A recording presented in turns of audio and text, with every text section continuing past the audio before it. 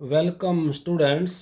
तो बच्चे, जैसा हमने पिछले लेक्चर में स्टार्ट किया था लॉज ऑफ केमिकल कम्बिनेशन, और हमने number 1 law of conservation of mass, number 2 law of definite proportions and number 3 law of multiple proportions को एक्सप्लेन कर दिया था। आज हम नेक्स्ट फोर्थ लॉ लेने जा रहे हैं, लॉ ऑफ रेसिप्रोकल प्रोपोर्शंस। इसका हम स्टेटमेंट देखते हैं।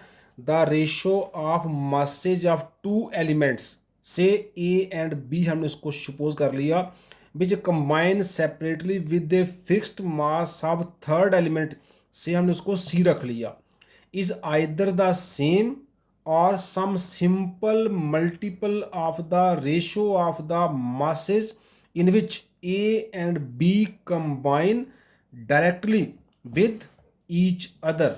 अब इसको समझने के लिए हम क्या करते हैं, से हमारे पास एक एलिमेंट ए है, एक एलिमेंट बी है। A B, A first element है, बी सेकंड एलिमेंट है, सी थर्ड एलिमेंट है। ए बी सी से सेपरेटली कंबाइन करता है, बी भी सी से सेपरेटली कंबाइन करता है, लेकिन सी दोनों में फिक्स रहता है। अब हम क्या करते हैं, अब हम ए और बी के मासेस का रेशो लेते हैं। तो we take ratio of the masses of A and be in A C and B C. ए सी में ए जितना है वो लेना है, बी सी में बी जितना है वो लेना है। उन ए और बी के मासेस के हम रेशो लेंगे, उसको जैसे हम क्या लेंगे, हम A dot A ratio B निकाल लेंगे। अब हम क्या करेंगे, अब हम ए और बी का कोई सेपरेटली जो कंपाउंड बनता है वो देखेंगे। A and B also combine separately to form a compound. अब जो उनका अलग से कंपाउंड बना है ए बी का, उसमें भी हम ए और बी के मासेस की रेशो लेंगे। तो we take another ratio of again A and B के मासेस की, लेकिन वो कहाँ से लेंगे, जो ए और बी सेपरेटली कंबाइन किए हैं। अब ये एक रेशो ए बी की यहाँ पे आई, जो ए सी और बी सी में से आई। एक रेशो ए बी की यहाँ पे आई, जो ए बी के कंपाउंड में से आई। अब ये जो दोनों रेशोज हैं, जहाँ तो सेम होंगी, जहाँ एक दूसरे का सिंपल मल्टीपल होंगी। This is law of reciprocal proportions. हम इसको बेटर अंडरस्टैंड करने के लिए एक एग्जाम्पल लेने जा रहे हैं। तो बच्चे, हम एग्जाम्पल लेने जा रहे हैं। से हमारे पास ए कार्बन है एक एलिमेंट, बी दूसरा एलिमेंट सल्फर है, और सी तीसरा एलिमेंट ऑक्सीजन है। ए और बी ऑक्सीजन से सेपरेटली कंबाइन करेंगे, मींस कार्बन भी ऑक्सीजन से कंबाइन करेगा, सल्फर भी ऑक्सीजन से कंबाइन करेगा। तो हमारे पास क्या कंपाउंड बनेंगे, carbon and sulphur combine separately with the third element oxygen to form, carbon से बनेगा कार्बन डाइऑक्साइड एंड सल्फर से बनेगा सल्फर डाइऑक्साइड। तो दोनों में ऑक्सीजन जो है वो फिक्स है, इसमें भी O2 है, इसमें भी O2 है। ऑक्सीजन का मास जो है वो 16 होता है, तो इसमें भी 32 पार्ट्स ऑक्सीजन, इसमें भी 32 पार्ट्स ऑक्सीजन। तो ऑक्सीजन जो थर्ड एलिमेंट है दोनों में फिक्स है, तो ऑक्सीजन क्या है, वो फिक्स हो गया दोनों में। अब हमने क्या करना है, रेशो ऑफ द मासेज या ratio of weights of carbon and sulphur लेना है, इसमें भी और इसमें भी। इसमें एक कार्बन है, कार्बन का मास 12 होता है। इसमें एक सल्फर है, सल्फर का मास 32 होता है। तो कार्बन का मास 12, सल्फर का मास 32, रेशो हो गई 12:32। इसको 4 से कैंसिल किया, 4 3 का 12, 4 8 का 32। तो रेशो आ गई 3:8। किसकी रेशो आई, कार्बन और सल्फर एलिमेंट की मास की, जिन्होंने सेपरेटली दो कंपाउंड बनाए हैं। कार्बन ने कार्बन डाइऑक्साइड, सल्फर ने सल्फर डाइऑक्साइड। अब बच्चे क्या होता है, जो सी और एस हैं वो सेपरेटली भी एक कंपाउंड बनाते हैं, वो क्या है, also carbon and sulphur combine to form carbon disulphide. एक नया कंपाउंड बनता है सी और एस का, मतलब ए और बी का क्या है, वो कार्बन डाइसल्फाइड CH2। अब इसमें भी हमने कार्बन और सल्फर का रेशो लेना है, जैसे हमने पहले लिया था। पहले कार्बन और सल्फर थे वो सेपरेट कंपाउंड में है, अब कार्बन और सल्फर सेम उसी दोनों का सेम कंपाउंड है, दोनों एलिमेंट का आपस का ये कंपाउंड है। तो कार्बन एक ही है, उसका मास 12, सल्फर दो हो गए हैं, एक सल्फर का मास 32, दो सल्फर का मास 64। तो रेशो आ गए 12:64 इनके मासेस की। तो हम इसको 4 से कैंसिल करेंगे, तो ये आएगा 4 3 का 12, 4 16 का 64, 3:16। तो पहली रेशो आई 3:8, सेकंड रेशो आई 3:16। तो अब हम क्या देखते हैं, दोनों रेशो की रिलेशन देखते हैं। Two ratios are related to each other as, पहली रेशो क्या है 3:8, 3:8। सेकंड रेशो क्या है 3:16। तो 3 1 का 3, 3 1 का 3, 8 1 का 8, 8 2 का 16। तो ये क्रॉस मल्टीप्लाई करें तो बन जाएगा 2:1, 2:1। तो क्या है, ये आपस में एक सिंपल मल्टीपल आ गया एक दूसरे का। तो हमने क्या पढ़ा था, जहाँ तो वो सेम आता है, जहाँ फिर सिंपल मल्टीपल आता है। तो हमने क्या करना होता है, ए बी के सेपरेटली थर्ड फिक्स्ड एलिमेंट सी से कोई कंपाउंड बनाना होता है, तो ए बी की रेशो वहाँ देखनी होती है।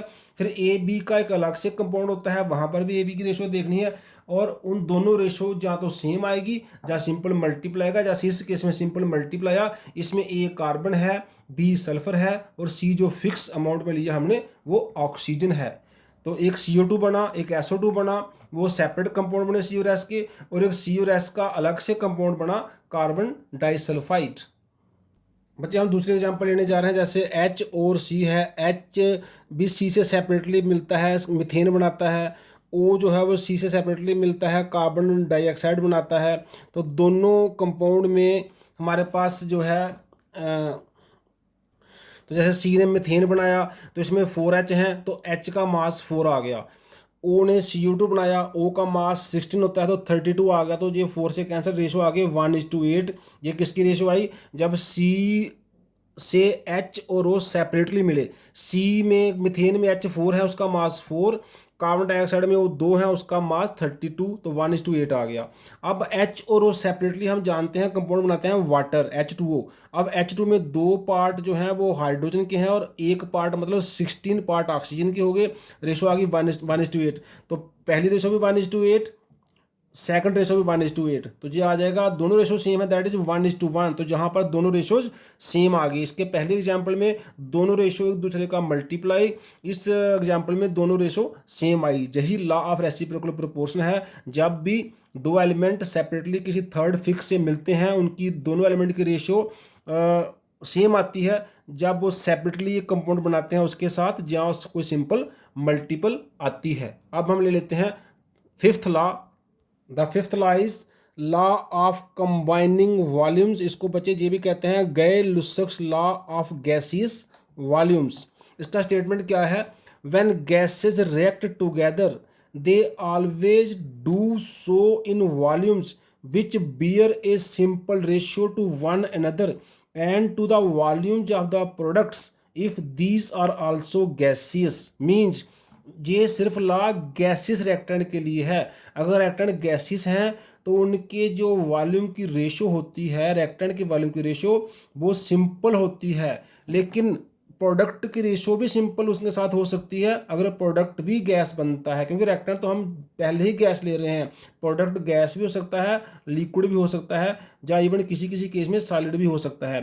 तो हमने प्रोडक्ट को तभी इन्वॉल्व करना है अगर वो भी गैस है। तो प्रोवाइडेड कंडीशन क्या है, all measurements are done under similar conditions of temperature and pressure. तो टेम्परेचर प्रेशर आपने कांस्टेंट रखना है, तो ratio of the volumes of the gases reactants simple होगी।